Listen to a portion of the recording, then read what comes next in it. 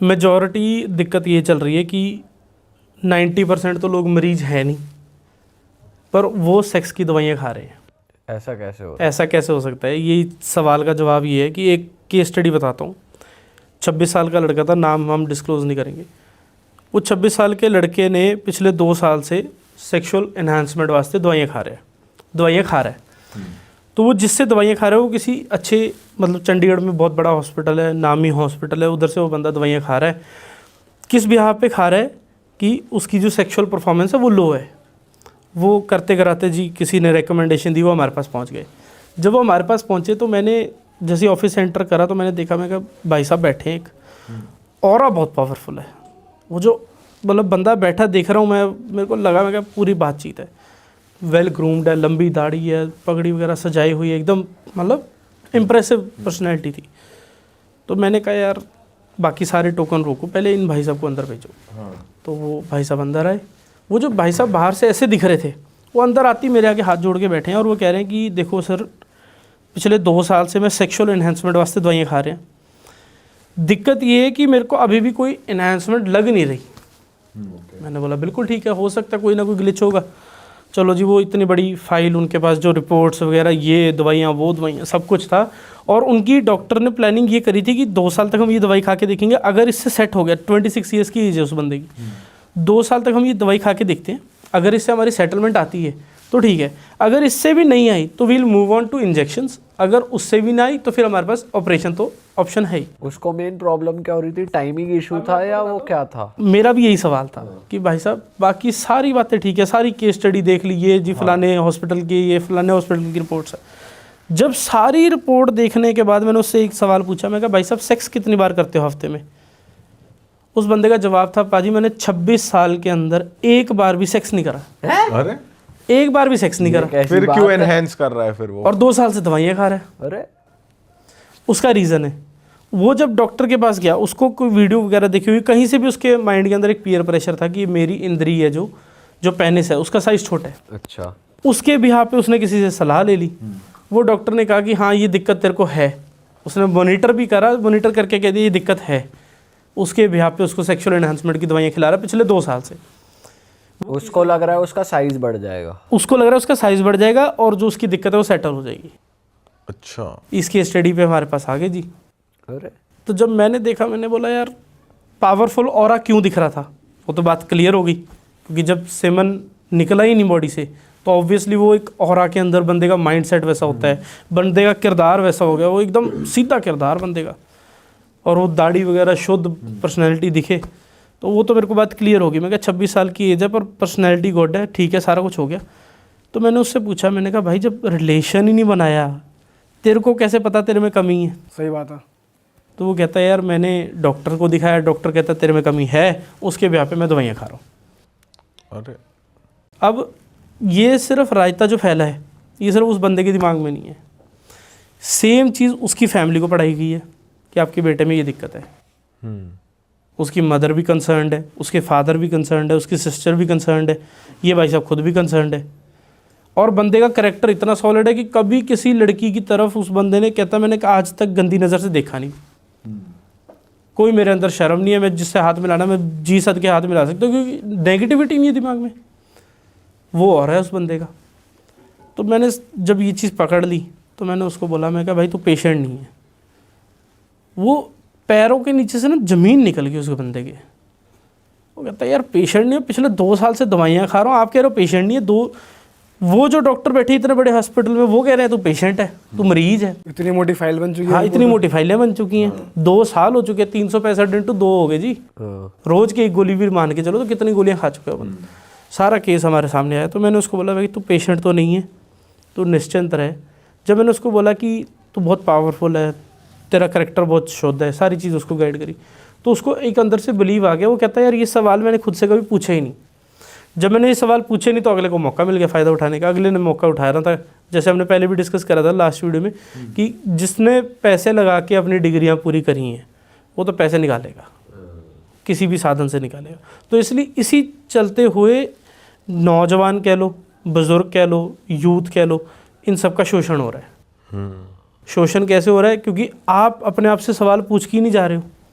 जिसने सेक्स भी नहीं करी वो भी सेक्सुअल एनहेंसमेंट की दवाई खा रहा है, जिसने कभी सेक्स ही नहीं करा वो भी टाइमिंग के लिए पीछे भाग रहा है, वो भी टाइमिंग के रिलेटेड सवाल पूछना चाहता है। भाजी ये टाइमिंग का भी खेल बहुत ज़्यादा पॉपुलर है मार्केट में।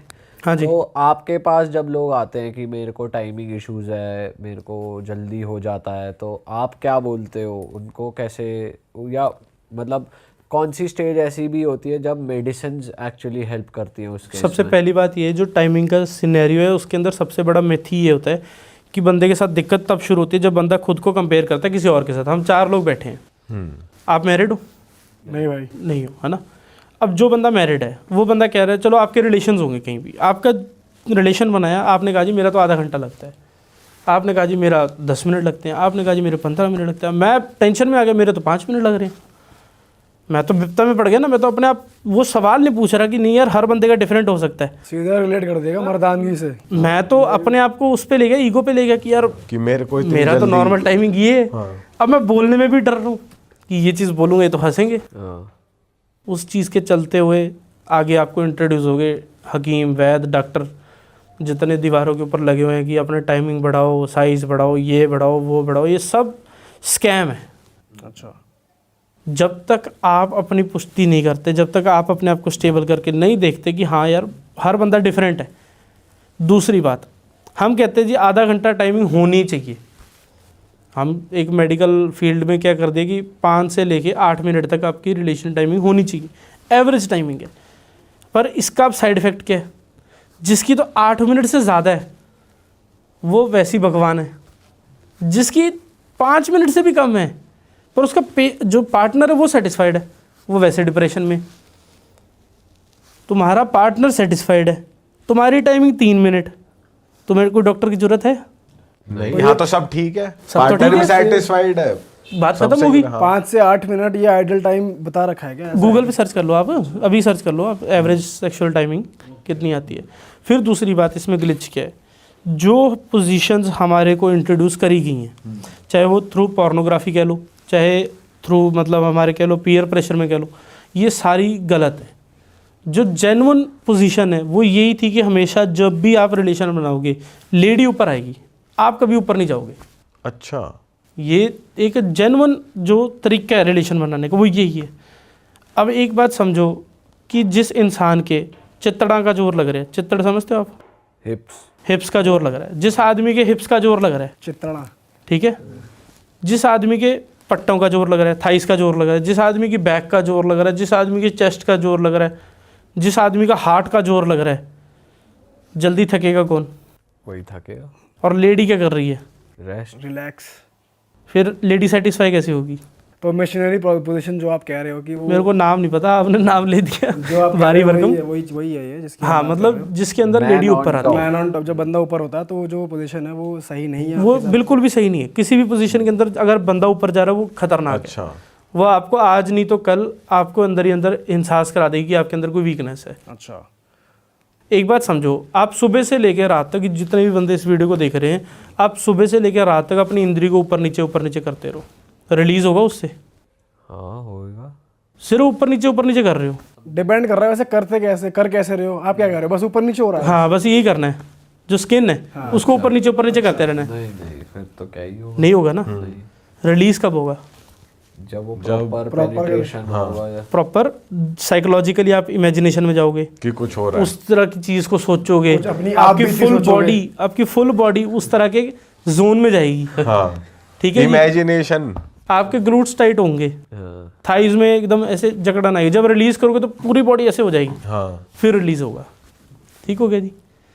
सेम चीज़ जब बंदा ऊपर जा रहा है तो लेडी क्या कर रही है? अंदर बाहर अंदर बाहर अंदर बाहर हो क्या रहा है? अगर लेडी, जिस हिसाब से हम मास्टरबेट करते हैं, अगर लेडी मास्टरबेट कर रही है तो लेडी को भी तो मास्टरबेट करने के लिए एक्टिव होना पड़ेगा। पर अगर वो एक्टिव ही नहीं है, सिर्फ फिंगर अंदर फिंगर बाहर, फिंगर अंदर फिंगर बाहर, क्या उससे रिलीज हो जाएगा उसका? ना, नहीं होगा। तो बंदा क्या कर रहा है इसमें, इस पोजीशन में? बंदा भी वही कर रहा है। और लेडी रिलैक्स्ड है। लेडी तो अपने सिर के पीछे हाथ रख के लेटी है, आगे चौकीदार साहब मजदूरी कर रहे हैं अब, हाँ, और उसके बाद मजदूर साहब पैसे कमा के हकीमों को भर रहे हैं। तो उससे सेटिस्फाई ही नहीं होती लड़की। होगा ही कैसे जब तक आप एक्टिव ही नहीं होगे? आप सब स्कूल में, जब हम स्कूल में थे, कोई लड़की ने हमारे को दूर से देख के ऐसे हंस दिया, ऐसे हाथ लग गया, बहुत अर्ली स्टेज की बात कर रहा हूँ, ग्रेजुअली सब लोग ग्रो कर जाते हैं। जब अर्ली फर्स्ट स्टेज होती है तो उस टाइम पे अगर किसी लड़की ने आपकी तरफ देख के हंस भी दिया तो आपको ऐसा हो जाता है, यार उन्होंने देख के मेरे को हंसा, खुशी हो जाती है कि अंदर। अगर आप उस टाइम पे मास्टरबेट भी कर रहे हो तो इमेजिन करके मास्टरबेट कर रहे हो उसी लेडी को, उसी लड़की को, सारी फीलिंग्स उसी चीज़ के थ्रू एग्जीक्यूट कर रहे हो अपनी इमेजिनेशन में। प्रैक्टिकल सेक्स तो हो नहीं रहा। अब दूसरी चीज़ इसके अंदर ये जाती है कि मास्टरबेशन नहीं करनी चाहिए। जो लोग ये कहते हैं कि मास्टरबेशन से स्ट्रेस रिलीव हो जाता है, ये सब आपको मरीज बनाएंगे। अच्छा, इनका टास्क ये है क्या, इनका टारगेट ये है कि किसी ना किसी हिसाब से आप मरीज वाली लाइन में लगो, हम आपकी जी पर्ची काटेंगे। तो मास्टरबेशन करना ही नहीं चाहिए। नहीं करना चाहिए। आप मास्टरबेशन करते रहो, हम आपकी पर्ची काटेंगे। पर्ची काट के आप अंदर आओगे, ये लो जी दवाई खाओ, आप बिल्कुल ठीक हो, आप ये लो जी दवाई खाओ, आप बिल्कुल ठीक हो, दवाई बंद कर दो, फिर उधर ही खड़ी काम। समझो बात को। मास्टरबेशन ओके कैसे होगी जब है ही अननेचुरल। दूसरी बात, इस तली का टेम्परेचर डिफरेंट है, लेडी की यूनी का टेम्परेचर ज़मीन आसमान का फ़र्क है। इंद्री को आपने आदत डाल दी इस हाथ की, जैसे ही पेनिट्रेट करना उसने सुंगड़ जाना है। काफ़ी लोगों के अपने आप भी यंगस्टर ही हो तो आपने आपस में सुना होगा कि रिलेशन बनाने के उसी टाइम पेनिस बैठ गया। बिल्कुल फोर प्ले कर रहे हैं, इरेक्शन है, रोमांस कर रहे हैं, इरेक्शन है, फीलिंग है, सब कुछ है, जैसे ही पेनिट्रेट करा पेनिस बैठ गया। भाई लेकिन हमने ये सुना है, जैसे हम भी जैसे लोगों के साथ बैठते हैं, जैसे हमारे पॉडकास्ट में काफ़ी लोग आए हैं, तो ये कहते हैं कि यार हाँ एक्सेसिव मास्टरबेशन नहीं करना चाहिए, मतलब आदत ना लगाओ। जैसे आप कह रहे हो आपके अगर आपके पेनिस को आपके हाथ की आदत पड़ गई तो वो बात अलग है कि आप एडिक्टेड हो, हाँ। अब आदत पड़ गई है, मतलब 10 दिन में एक बार, 15 दिन में एक बार हो रहा है, तो वो हेल्दी मास्टरबेशन कहलाता है। ऐसा भी नहीं है आप कह रहे हो? ऐसा भी नहीं है, ऐसा भी नहीं। अगर मास्टरबेशन अच्छी होती ना तो हमारे बाप दादे हमारे को कच्छे उतार के और खड़े होकर ट्रेनिंग लगाते। ऐसा भी नहीं है, ये तो ये भी नहीं। ऐसा भी नहीं है तो फिर बच्चे की शादी क्यों कर रहे हैं, स्वागरात की तैयारी क्यों कर रहे हैं? अगर ये चीज़ सही होती तो फिर ये भी करते। मेरे फादर देसी घी खाते हैं, समझो बात को, तो मुझे देसी घी खिला रहे हैं ना।